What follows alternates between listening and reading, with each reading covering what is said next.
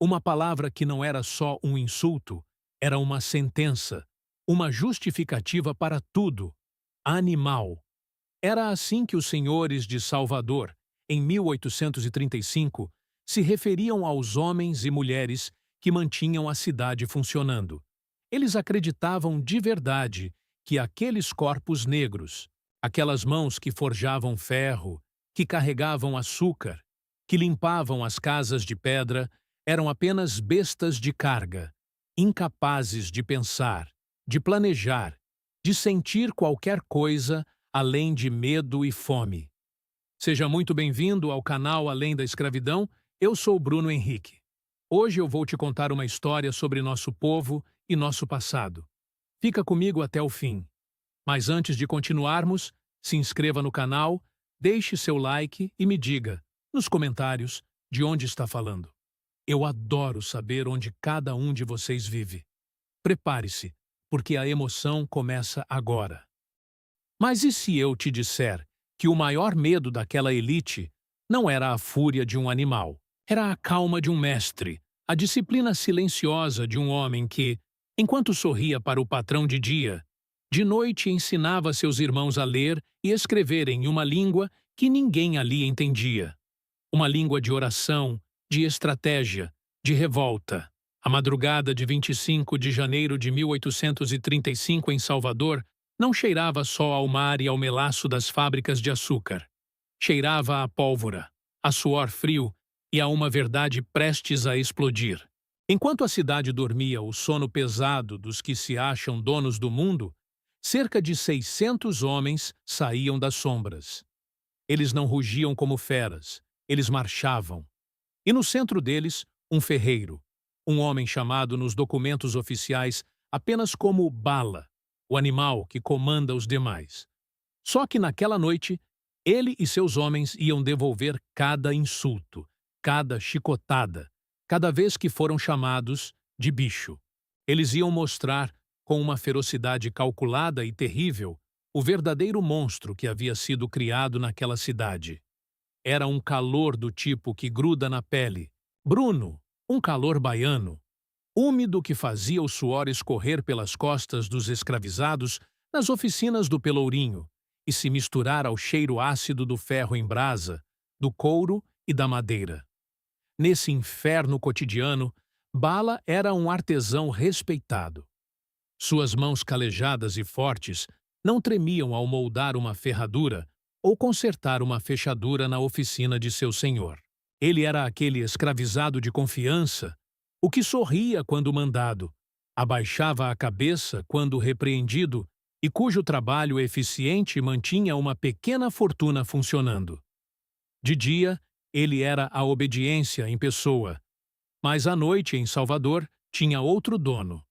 Quando o último sino da igreja badalava e as ruas de paralelepípedos ficavam escuras, um outro Bala surgia. Ele trocava o cheiro de carvão pelo de incenso e oração. Em uma casa simples, no coração do Pelourinho, à luz de lamparinas fracas, ele se reunia com outros homens como ele, africanos muçulmanos, os malês. E ali, naquela sala abafada, o animal se transformava em professor. Com paciência de mestre, ele ensinava os irmãos a traçar os caracteres elegantes do árabe. Eles não estavam apenas aprendendo a escrever, estavam escrevendo a própria liberdade. Cartas secretas passavam de mão em mão, listas de nomes, de armas, de planos.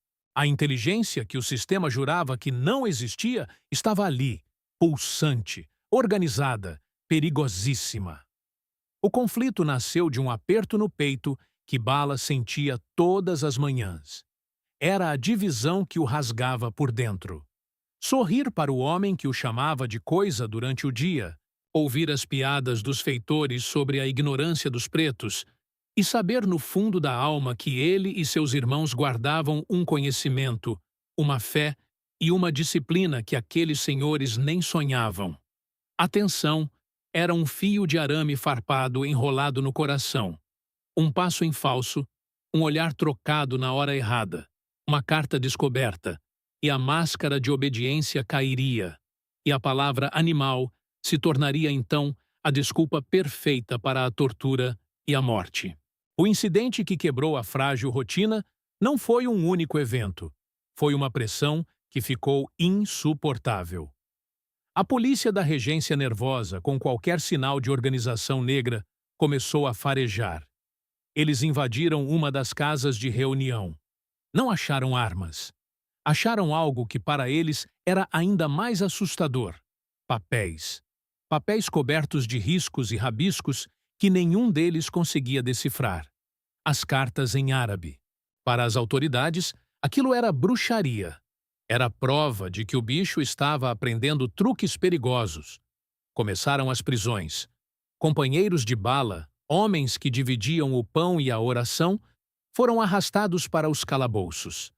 A notícia corria em sussurros pelos becos. Estavam torturando para saber o significado daquelas letras. Foi aí que Bala, na escuridão de seu quarto de escravo, fez a escolha. A escolha que mudaria tudo. Ele podia continuar obedecendo, podia enterrar ainda mais fundo os papéis, dispersar os irmãos, tentar salvar a própria pele. Seria o caminho mais seguro. Mas, ao olhar para as mãos que sabiam forjar ferro e traçar letras sagradas, ele viu as mãos de seus amigos sendo quebradas nas prisões. Ouviu o eco do insulto. Animal, animal, animal. E uma frieza, não uma fúria, tomou conta dele. Eles queriam um bicho? Eles precisavam justificar sua crueldade chamando-o de fera? Então ele daria a eles um bicho, mas um bicho que pensa, um bicho que planeja, um bicho que ataca não por instinto, mas por uma estratégia milimetricamente calculada. A ação secreta deixou de ser apenas sobre esconder. Passou a ser sobre preparar. Nas reuniões noturnas, o tom mudou.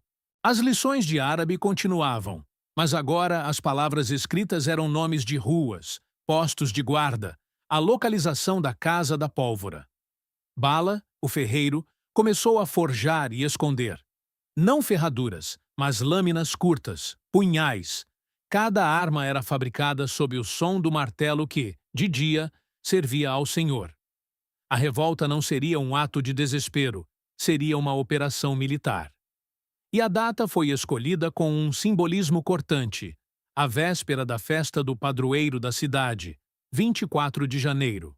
Enquanto a elite se preparava para celebrar sua fé e seu poder, os animais se preparariam para usar a própria fé como grito de guerra. E sabe qual é a parte que mais me corta o coração? É que nesse exato momento, enquanto Bala afiava uma lâmina na escuridão, algum senhor em um sobrado confortável provavelmente comentava, tomando uma taça de vinho: aquele meu preto Bala é um bom bicho, trabalha quieto. Ele não tinha ideia, nenhuma ideia, de que o bicho obediente havia decidido parar de sorrir e começar a rugir, e que o rugido teria a forma de um plano perfeito escrito em uma língua que ele nunca entenderia. Se essa história de coragem silenciosa e planejamento brilhante está te dando um nó na garganta, me faz um favor, deixa um like agora. Esse like não é só um clique, é um sinal de respeito. É você dizer, hoje, que a memória daqueles que foram chamados de bicho, mas agiram como generais, não será apagada. Cada like é uma vela acesa para Bala e seus irmãos. As semanas que se seguiram foram um exercício diário de loucura controlada. Bruno, imagine só a pressão. Bala acordava ao raiar do sol, o corpo ainda pesado pelas horas de planejamento secreto, e tinha que vestir a pele do escravizado dócil. O mesmo homem que à noite desenhava mapas de ataque, de dia entregava uma enxada consertada com um "sim, senhor". A cidade respirava um ar diferente. Um cheiro de medo começou a se misturar ao cheiro doce do açúcar. A polícia estava mais visível. Os olhares dos brancos nas ruas mais desconfiados. Sussurros sobre os malês, sobre os bichos que escrevem, corriam como rastilho de pólvora nos mercados e nas fontes. Era uma vida paralela de angústia constante. De dia, Bala via seus senhores e os homens da lei. ouvia casualmente comentários aterrorizantes. Tem que acabar com essa raça de uma vez. São animais. Só entendem na bala. Cada palavra era uma facada, porque ele sabia que estavam falando dele, da sua comunidade, da sua fé. E ele tinha que engolir, abaixar a cabeça e seguir trabalhando. A oficina, antes um lugar de trabalho monótono, virou uma arena de tensão. Cada cliente que entrava, cada vizinho que passava, podia ser um delator.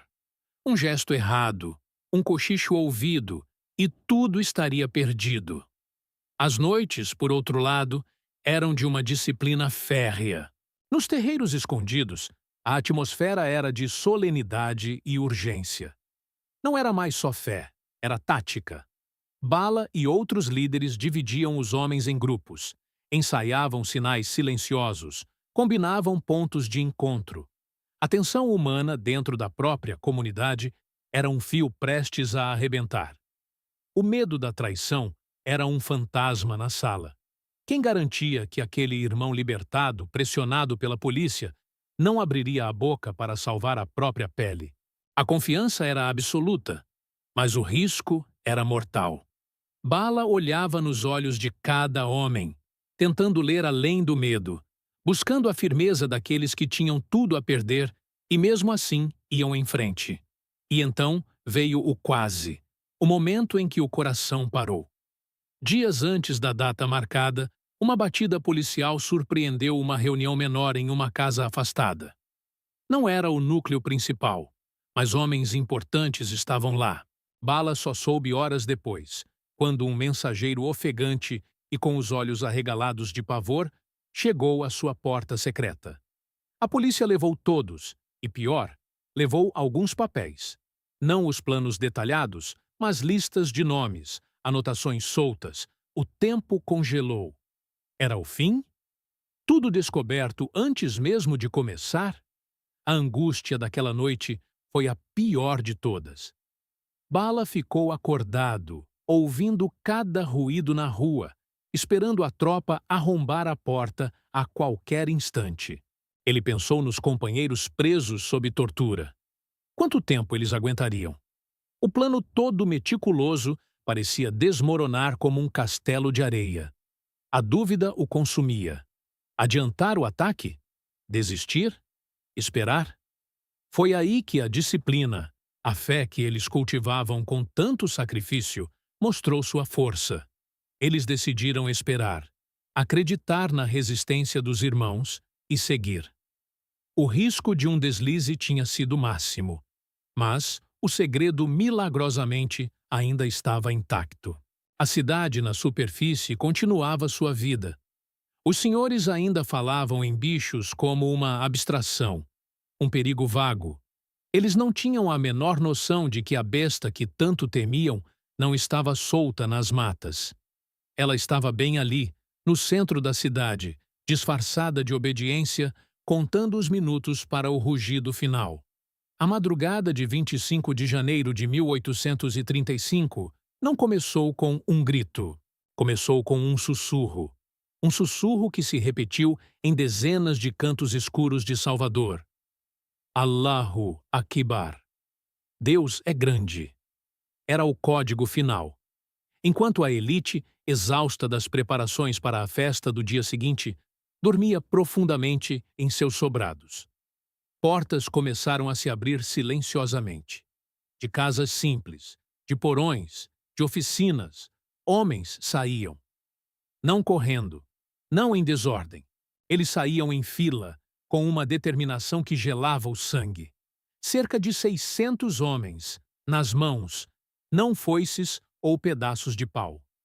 Punhais, sabres curtos, as armas que o ferreiro animal Bala e outros haviam forjado nas entrelinhas da escravidão. Bala estava à frente. O homem que por anos carregara o peso do insulto, agora carregava o peso de uma comunidade inteira nos ombros. Seu rosto, sempre tão controlado, estava sério, iluminado apenas pela luz fraca das estrelas e das lamparinas distantes. O plano entrava em ação. Eles não iam atacar fazendas isoladas, iam tomar o coração da besta, o alvo principal. A Casa da Pólvora, o depósito de armas do governo. Se a conseguissem, todo o poder da cidade mudaria de mãos. O primeiro choque dos soldados da Guarda Noturna. Ao ver aquela massa silenciosa e organizada avançando pelas ruas do centro, foi de pura incredulidade. Não eram bichos em fúria, era um exército. E quando os primeiros gritos de Allahu Akbar ecoaram, rompendo o silêncio da noite, a incredulidade virou pânico. O rugido finalmente tinha uma voz, e era a voz da fé, da disciplina e de uma revolta contida por décadas. Os malês atacaram quartéis, enfrentaram patrulhas.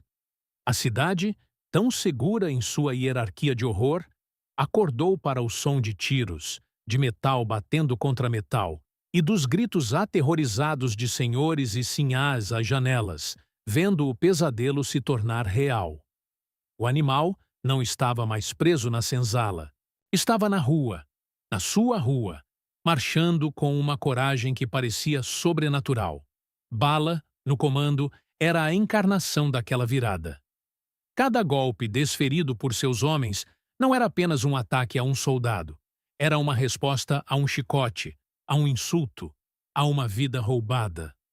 A ferocidade era real, mas era direcionada, inteligente, humana. Era a ferocidade de quem não tinha mais nada a perder, a não ser a própria humanidade que lhes era negada. A colisão mais simbólica foi no Largo do Teatro. Um grupo de males liderado por Bala encontrou uma patrulha reforçada. Houve um confronto violento, corpo a corpo. E foi ali, no meio do caos, que a revelação máxima aconteceu. Um oficial ensanguentado e aterrorizado gritou para seus homens: "São animais! Matem os animais!" Bala ouviu, e em vez de recuar, ele avançou. Olhou diretamente para o oficial, e naquele olhar não havia ódio cego. Havia uma acusação terrível e clara.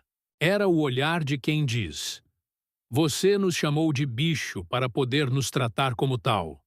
Agora olhe para o monstro que você criou." A revolta, é claro, não venceu. A superioridade numérica e de armamentos das tropas do governo, que conseguiram se reorganizar, foi esmagadora. A Casa da Pólvora não foi tomada. Aos poucos, o levante foi contido. Os rebeldes dispersos ou capturados. Mas a vitória dos senhores tinha o gosto amargo do medo, porque eles haviam visto. Eles haviam visto que o animal era capaz de organização, de estratégia, de uma coragem que desafiava toda a lógica do seu mundo. O verdadeiro escândalo daquela noite não foi a violência dos escravizados, foi a exposição brutal e inegável da violência do sistema. A besta de verdade estava no chicote, na lei, no comércio de pessoas. E naquela madrugada, os espelhos quebraram e a elite foi obrigada a encarar seu próprio reflexo monstruoso. A catarse não foi de vitória, foi de verdade. Quando o sol raiou sobre Salvador no dia 25, a cidade não era a mesma. O cheiro de pólvora e sangue ainda pairava no ar quente, e o silêncio que se seguiu ao tiroteio era mais assustador que qualquer barulho. Era o silêncio de uma pergunta que ninguém ousava fazer em voz alta, mas que estava em cada olhar entre os senhores. E se eles tivessem conseguido? Bala, ferido e cercado, foi capturado. Mas quando as mãos grossas dos soldados o agarraram, ele não baixou a cabeça. Ele sabia. O rugido já tinha ecoado, e nenhum cárcere no mundo iria apagá-lo. E aí eu te pergunto, nesse momento de colisão, de revelação brutal, você consegue imaginar o turbilhão de emoções? A mistura de medo, de orgulho, de terror e de uma liberdade fugaz que aqueles homens sentiram? Se essa cena te impactou, se você consegue sentir o peso daquela madrugada, compartilha esse vídeo. Compartilha não como uma simples história do passado, mas como um espelho, porque a luta de Bala contra o rótulo de animal é, no fundo, a luta de qualquer pessoa contra a desumanização. Compartilha para que mais gente veja, para que mais gente entenda. O destino de Bala foi escrito com a mesma letra cruel que sempre o perseguiu. Preso, ele foi jogado nos calabouços, interrogado, torturado. Os autos do processo não registram se ele falou, mas registram seu nome, sua função e o ódio temeroso das autoridades. Ele não era mais um escravizado rebelde. Era o símbolo de um perigo que precisava ser exterminado publicamente. Como exemplo, em 11 de março de 1835, menos de 2 meses depois da revolta, Bala e outros 69 homens foram levados ao Campo da Pólvora, o mesmo local que haviam tentado tomar. Dessa vez, não para libertá-lo, mas para transformá-lo em um espetáculo de terror. Uma fileira de soldados se posicionou. A ordem foi dada, e num silêncio que devia ser mais alto que qualquer trovão, os tiros ecoaram. Bala, o ferreiro, o professor, o líder, o animal, caiu. Sua execução, assim como a de seus companheiros, não foi apenas uma punição, foi uma mensagem. Olhem o que acontece quando o bicho tenta pensar, quando tenta se organizar, quando tenta ser mais do que nós dizemos que ele pode ser. O Estado, aterrorizado, foi além. Proibiu a prática pública do islamismo em Salvador. Dezenas de outros africanos, mesmo não diretamente envolvidos, foram deportados para a África. Tentaram apagar não só os homens, mas a fé, a cultura, a inteligência que os unia. Tentaram com violência extrema reafirmar a narrativa do animal que precisava ser controlado. Mas eis a lição, Bruno. A lição que atravessa os séculos e chega até nós com um peso solene. Eles mataram Bala. Eles fuzilaram seus irmãos. Eles proibiram, perseguiram, tentaram apagar, mas não conseguiram apagar o eco. O rugido daquela madrugada de janeiro nunca silenciou completamente. Ele ecoou nos quilombos que resistiram, nas irmandades negras que preservaram a cultura, nos terreiros que mantiveram a fé viva, sob outros nomes. Ecoou no século XX, no movimento negro, na luta por direitos, no orgulho de uma ancestralidade que se recusa a ser reduzida. A história de Bala e dos males não é uma história de derrota. É uma história de confronto, de um homem, de uma comunidade, que olhou para o sistema que o desumanizava e disse: "Você me chama de animal? Então veja a ferocidade que a sua crueldade criou." E ao fazer isso, eles forçaram o Brasil a encarar sua própria bestialidade. A verdadeira fera nunca foi o escravizado que se revoltou. A verdadeira fera foi a escravidão, foi o chicote, o tráfico, a lei que transformava pessoas em coisa. Bala não venceu a batalha por Salvador, mas ele venceu algo mais importante. Ele quebrou o espelho da mentira e, no reflexo quebrado, deixou para sempre a imagem de que a coragem, a inteligência e a fé não podem ser escravizadas. Podem ser torturadas, fuziladas, tentadas a ser apagadas, mas o seu rugido fica e atravessa o tempo. Se essa jornada de dor, coragem e legado tocou você, se fez você refletir sobre quantas vezes ainda rotulamos e desumanizamos os outros, se inscreva no canal. Se inscreva para que juntos a gente continue contando essas histórias que o Brasil precisa ouvir. Histórias que honram a memória de quem lutou, de quem resistiu, de quem, mesmo chamado de bicho, agiu com uma humanidade mais profunda e corajosa do que qualquer um de seus opressores. Porque conhecer essas histórias é o primeiro passo para garantir que esse rugido nunca, nunca se cale.